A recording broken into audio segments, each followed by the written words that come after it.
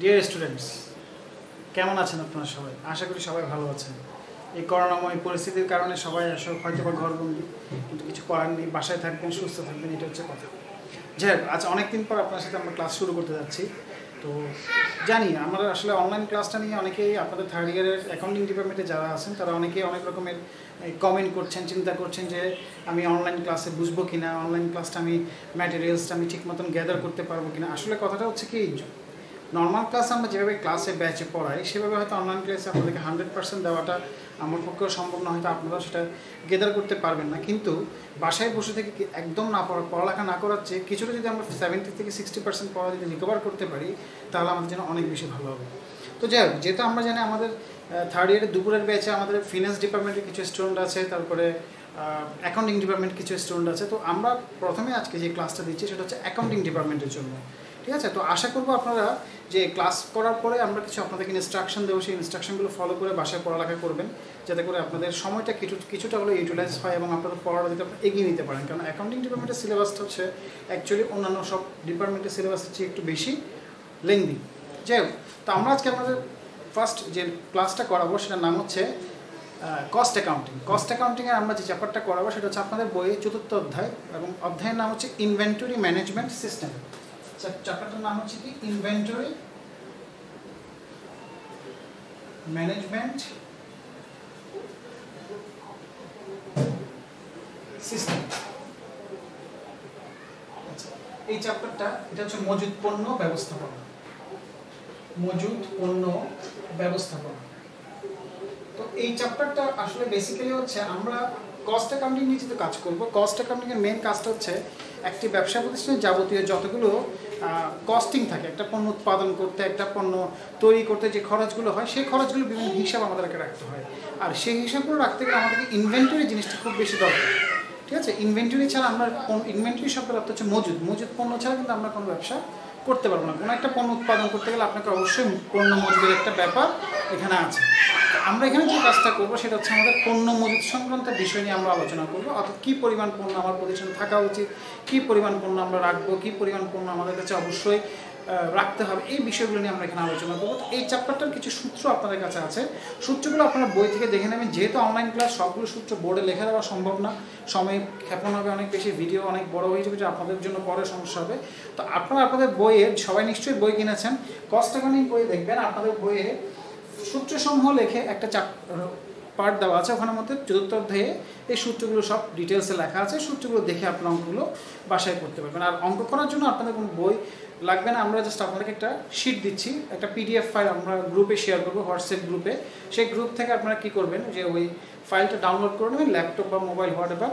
আর যাদের মোবাইলে PDF file support করে না তারা অ্যাডোবি অ্যাক্রোব্যাট নামে একটা ফাইল আছে, অ্যাপস আছে, এটা ডাউনলোড করে নেবেন। ডাউনলোড করে ওটার মধ্যে আপনারা কী করবেন, এই ফাইলটা ওপেন করবেন। ওপেন করে ওখান থেকে আপনার যে ম্যাথগুলো আছে, ওখানে আপনাদের ন্যাশনাল ইউনিভার্সিটি কোয়েশ্চেন, পাশাপাশি কিছু এক্সারসাইজ দেওয়া আছে, ওই অঙ্কগুলো প্র্যাকটিস করলে আপনাদের আশা করি ওই চ্যাপ্টারটা নিয়ে আর কোনো সমস্যা হওয়ার কথা না। এরপর আমরা বাকিটা বই থেকে আপনারা রিভিউ দেবেন, ঠিক আছে? তো আসেন আমরা আজকে ফার্স্ট অঙ্কটা করব। ফার্স্ট অঙ্কের টপিকটা হচ্ছে ইকোনমিক অর্ডার কোয়ান্টিটি, যেটাকে আমরা সংক্ষেপে বলি EOQ। বাংলায় যদি বলি তাহলে হচ্ছে মিতব্যয়ী ফরমায়েশ পরিমাণ। অর্থাৎ কতটুকু সংখ্যক পণ্য আমার ব্যবসা প্রতিষ্ঠানে সবসময় বিদ্যমান রাখতে হবে, ওই পণ্যের পরিমাণ জানাটাই হচ্ছে এই মিতব্যয়ী ফরমায়েশ পরিমাণের কাজ, দ্যাট মিনস EOQর কাজ। EOQর মাধ্যমে আমরা আমাদের কি পরিমাণ পণ্য গোডাউনে থাকা উচিত বা আমাদের ব্যবসা প্রতিষ্ঠানে বিদ্যমান রাখতে হবে এটা আমরা জানতে পারবো। EOQর একটা সূত্র আছে, EOQ বের করার পদ্ধতি দুইটা আছে। একটা হচ্ছে আপনার ইউজিং ফর্মুলা, একটা ফর্মুলা ব্যবহার করে করা যায়, আরেকটা হচ্ছে টেবুলার অ্যানালাইসিস। টেবুলার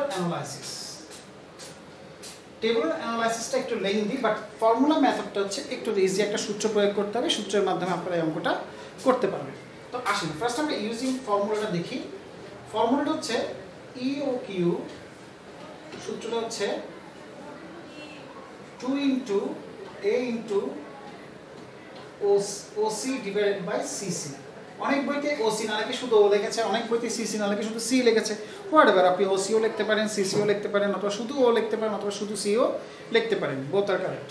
আচ্ছা, এখানে দেখেন এ ইকুয়াল টু হচ্ছে অ্যানুয়াল রিকোয়ারমেন্ট, মানে আমরা বাৎসরিক কত চাহিদা আমাদের থাকবে এই জিনিসটা আমরা এখানে দেখব। Annual requirement.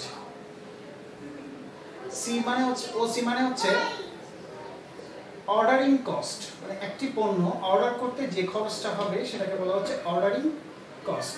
সিসি মানে হচ্ছে ক্যারিং কস্ট, মানে বহন খরচ, একটি পণ্যের বহন খরচকে আমরা ক্যারিং কস্ট বলবো। এখানে আমরা কিছু কিছু অঙ্ক করার সময় শর্টকাটে কিছু বলবো, যেহেতু অনলাইন ক্লাস আপনারা সেটাকে নিজ দায়িত্বে বুঝে নিতে হবে। যেমন এখানে আমি কমা দিয়েছি, এটা কেন দিয়েছি আপনাদেরকে বুঝতে হবে, ঠিক আছে? তো আসেন আমরা ফার্স্ট অঙ্কটা করবো। আপনাদের শীটটা যখন আপনারা ওপেন করবেন, শীটের মধ্যে দেখবেন অঙ্কগুলো দেওয়া আছে, ঠিক আছে? আমরা অঙ্ক দেখে আজকে শীট দেখে অঙ্কগুলো করবো। তো যেহেতু শীটে আছে, আমি অঙ্কগুলো আপনাদেরকে আলাদা করে বোর্ডে লিখছি না, আপনার শীটটা খুলে আগে শীটটা ওপেন করবেন, তারপরে ভিডিওটার সাথে এটা মিলিয়ে দেখবেন, ঠিক আছে? আসেন প্রথমে আপনাদের অঙ্কটা হচ্ছে, from the following data of China Bangla limited calculate the EOQ. এখানে প্রশ্নে বলেই দিয়েছে আপনাকে ইওকিউ বের করতে। এখন ইওকিউ যখন বের করতে বলবে, সেক্ষেত্রে আপনাকে টেবুলার মেথড নাকি সেটা ফর্মুলা ইউজ করে করতে হবে কিছু বলবে না। তাহলে যেহেতু কিছু বলবে না, সেটা আপনি ফর্মুলা ইউজ করে করতে পারেন, যেটা আপনার জন্য শর্টকাট হবে, কিন্তু টেবুলার করলে একটু অঙ্কটা লেংদি হয়ে যাবে, ঠিক আছে? তো আমাদের প্রথম অঙ্কটা হচ্ছে, from the following data of China Bangla limited calculate the EOQ. আচ্ছা, ইওকিউ বের করতে বলেছে। ফার্স্টে বলছে annual requirement 24 lakh unit, 24 lakh units, cost price per unit টাকা 6, অর্ডারিং কস্ট টাকা 100 per order, and carrying cost of টাকা অফ ইনভেন্টরি এট কস্ট, ঠিক আছে, 10%। ওকে, ফার্স্ট আমরা লিখবো হেয়ার। আচ্ছা, সূত্রটা আমি মুছে দিচ্ছি, সূত্রটা আপনার ডিটেলস বইতে দেখবেন, এইটাই সূত্র। হেয়ার ইওকিউ এক নম্বর অঙ্ক equal to 2 into A into OC divided by CC root over। এখানে A মানে হচ্ছে অ্যানুয়াল রিকোয়ারমেন্ট। অ্যানুয়াল রিকোয়ারমেন্ট আপনার অঙ্কে দেওয়া আছে 24 লক্ষ ইউনিট। এটা আপনার ফাইলে দেখবেন লেখা আছে 24 লাখ ইউনিট। তাহলে আমরা 24 লাখ এখানে বসাবো। OC মানে হচ্ছে অর্ডারিং কস্ট, মানে একটা পণ্য অর্ডারটা সম্পাদন করতে আমার যত টাকা খরচ হবে সেগুলো অর্ডারিং কস্ট। অর্ডারিং কস্ট কত দেওয়া আছে অঙ্কে? এখানে লেখা আছে অর্ডারিং কস্ট অফ টাকা 100 পার অর্ডার, তাহলে OC ইকুয়াল টু হচ্ছে টাকা 100। CC হচ্ছে, CC মানে হচ্ছে ক্যারিং কস্ট। এখানে লেখা আছে carrying cost of inventory 10% of cost, মানে যত টাকা আপনার কস্ট হবে পণ্যের ইউনিট কস্ট সেটা 10%। পণ্যের ইউনিট কস্ট কত? পণ্যের ইউনিট কস্ট লেখা আছে কস্ট প্রাইস পার ইউনিট টাকা 6, মানে 6 টাকার 10% হচ্ছে আপনার সিসি। তো 6 টাকার 10% that means 6 into 10% equal to 0.6। এবার মানগুলো আমরা এখানে বসাবো।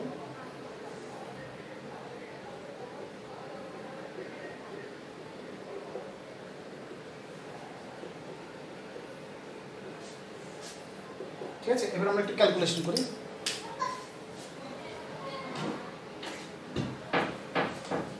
ক্যালকুলেশনটা করলে আমরা দেখবো অ্যান্সারটা কত আসে। 2 into 24 lakh into 100 divided by 0.6। Answer আসছে, এটাকে রুট ওভার করলে আনসার আসবে 28,284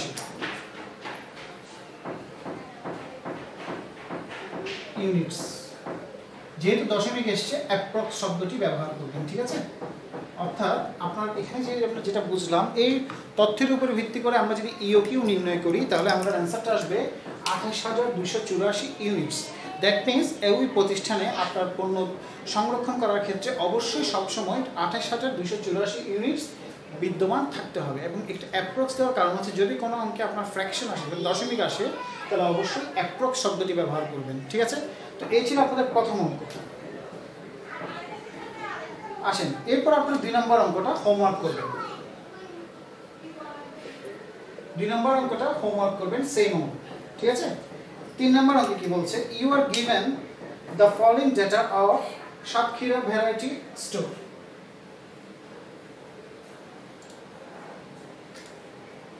ঠিক আছে, এখানে লেখা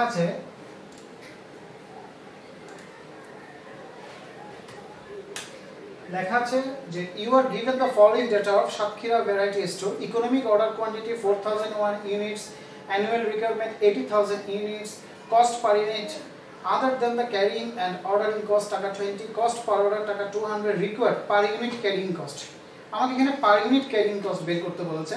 তো এখানে দেখেন আপনাকে লেখা আছে ইকোনমিক অর্ডার কোয়ান্টিটি লেখা আছে, অ্যানুয়াল রিকোয়ারমেন্ট দিয়ে দিয়েছে, কস্ট পার ইউনিট দিয়েছে কত, কস্ট পার ইউনিট হচ্ছে আদার দেন দ্য অর্ডারিং কস্ট টাকা 20, কস্ট পার অর্ডার 200। আমাকে বের করতে বলেছে ক্যারিং কস্টটা কত, মানে সিসির মানটা বের করতে বলেছে, ইওকিউ এর মানটা দিয়েছে, সিসির মানটা বের করতে বলেছে। ঠিক আছে, আসেন আমরা কিভাবে করব দেখেন এটা।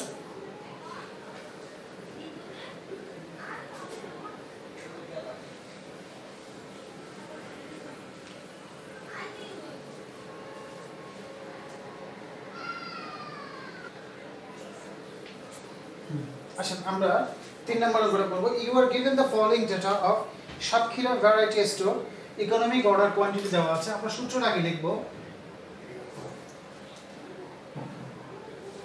here EOQ সমান 2 into A into OC divided by CC root over। এখানে আমাদের EOQ দেওয়া আছে, আগের অঙ্কে EOQ দেওয়া ছিল সেটা আমরা বের করেছিলাম।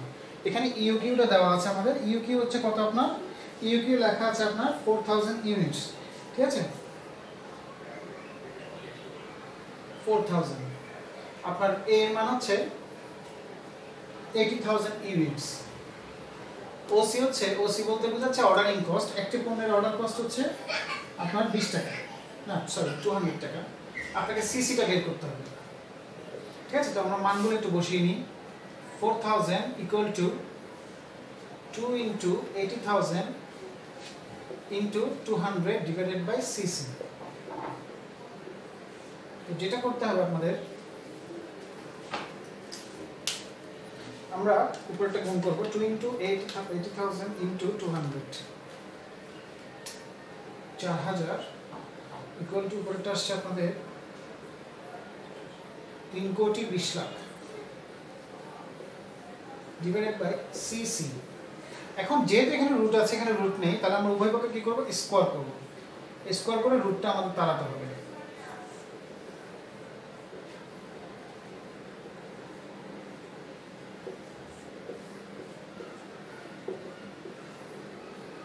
তাহলে 4000 কে যদি আমরা স্কোয়ার করি তাহলে আমাদের आंसर আসবে 1,60,00,000।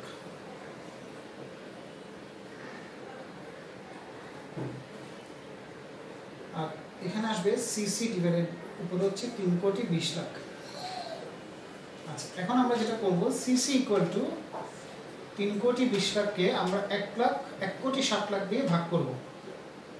তাহলে 1,60,00,000 দিয়ে ভাগ করলে আমাদের অ্যানসারটা আসবে টাকা 2। দ্যাট মিন্স আমাদের সিসির মান হচ্ছে টাকা 2। দ্যাট মিন্স একটি পণ্যের ক্যারিং কস্ট হচ্ছে 2 টাকা। আমি কি অঙ্কটা বুঝাতে পেরেছি আপনাদেরকে?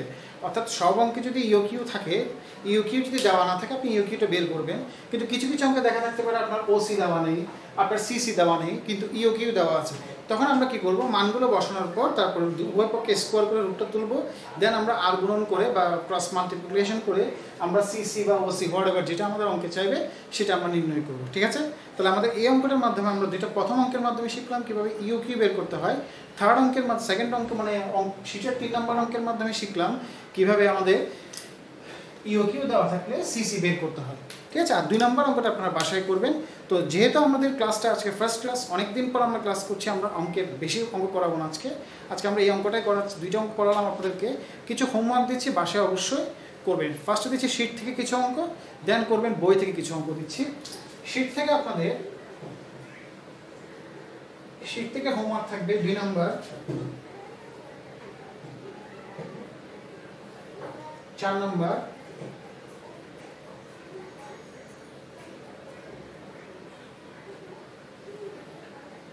5 নম্বর, 6 নম্বর। আর বুক থেকে থাকবে, বই থেকে, যেহেতু আপনারা কমার্স পাবলিকেশনের বই কিনেছেন সবাই, কমার্স পাবলিকেশনের বই থেকে আপনারা অঙ্ক করবেন, নতুন বই থেকে।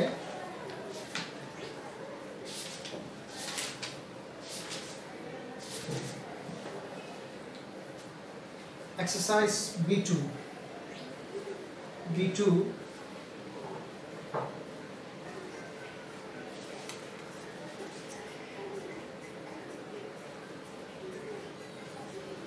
B5 B6 এই 3টা অঙ্ক শীট থেকে দিয়েছি 4টা আর বই থেকে দিলাম 3টা অঙ্ক, মোট 7টা অঙ্ক।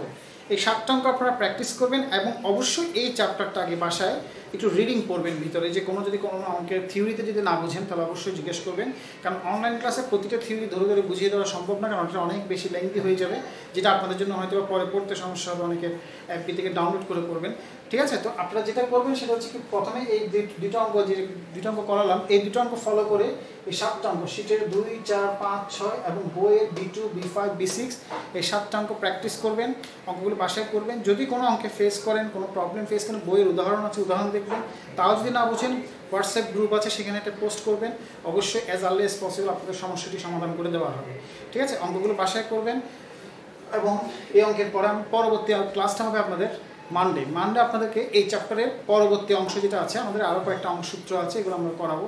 তাহলে আপনাদের আজকের ক্লাসে আমরা কি শিখলাম, যে আমরা ফার্স্টে যেটা করব, বাসায় আমরা যে পিডিএফ ফাইলটা আমরা দেবো আপনাদেরকে, সেই পিডিএফ ফাইলটা আমরা ডাউনলোড করে নেব আগে। যদি ল্যাপটপ থাকে তাহলে বেশি ভালো, ল্যাপটপ এটা নিয়ে নেবেন আগে। নেওয়ার পরে তারপর সেটা কী করে ভিডিওর সাথে মিলিয়ে আপনারা বই করবেন। ঠিক আছে, আমার শিটে আমি যে দুটো অঙ্ক করি, দুটোই শিট থেকে করিয়েছি। তো আশা করি আপনারা যখন বইয়ের সাথে শিটের অঙ্কের সাথে আপনার ভিডিওর অঙ্ক মিলাবেন, তাহলে আশা করি অঙ্কটা মিলবে। তাহলে এই দুটো অঙ্ক করে আপনারা কী করবেন, যে পরবর্তী 7টা অঙ্ক বাসায় প্র্যাকটিস করবেন। যদি অঙ্ক না বুঝেন গ্রুপে স্টাডি করেন, গ্রুপে জানাবেন, অবশ্যই আপনাকে জানিয়ে দেবো। আর অবশ্যই যারা অ্যাকাউন্টিং ডিপার্টমেন্টে আছেন, ক্লাসটা অ্যাটেন্ড করতে চেষ্টা করেন, কারণ এই ক্লাসগুলো এখন যেগুলো করাচ্ছি এগুলো পরে হয়তো বা রিভিউ দিতে পারবো না, কারণ আপনাদের যখনই কলেজ খুলবে বা আপনাদের ইনস্টিটিউশন খুলবে, তখন কিন্তু আপনাদের পরীক্ষার একটা তোড়জোড় চলে আসবে, তখন হয়তো বা দেখা যাবে কি আমরা সব সিলেবাস কমপ্লিট করার একটা সময়টা পাবো না। সুতরাং এই সময় যেটা আমরা পেয়েছি, এই সময়টা কাজে লাগাতে হবে। তাহলে আপনাদের এই 7টা অঙ্ক আপনারা বাসায় প্র্যাকটিস করবেন। আর আজকের ক্লাসের ব্যাপারে যারা অ্যাটেন্ড করেনি বা জানে না, তাদেরকে অবশ্যই জানিয়ে দেবেন। এবং আপনাদের যদি অন্য কোনো ফ্রেন্ড যারা কোচিংয়ে আগে পড়েনি, ওরাও যদি পড়তে চায়, অবশ্যই ওদেরকে আমরা ইনভাইট করছি, ওয়েলকাম করছি, তাদেরকেও বলবেন যে ক্লাস করার জন্য কোনো সমস্যা নেই। ঠিক আছে, তো আশা করি এ পর্যন্ত আজকে ক্লাস। ভালো থাকবেন, সুস্থ থাকবেন।